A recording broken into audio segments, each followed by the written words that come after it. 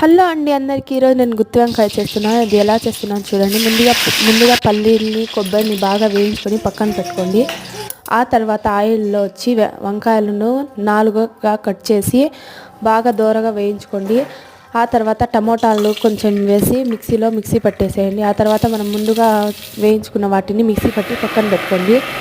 ఆ తర్వాత స్టవ్ వెలిగించి ఒక ప్యాన్ పెట్టి అందులో నూనె వేసి ఆనియన్స్ వేసేసి మనం ముందుగా టమాటా సాస్ ఉంటుంది కదా, అది వేసేసి మనం ముందుగా ప్రిపేర్ చేసి పెట్టుకున్న దాన్ని వేసేసి మిరప్పొడి, కొంచెం సాల్ట్, కొంచెం పసుపు, నేనైతే టేస్ట్ కోసమని చికెన్ మసాలా వేసానండి. అది వేసేసి బాగా కలిపేసి కొంతసేపు వేగిన తర్వాత చింతపండు రసం వేసేసి బాగా వేయించేసండి.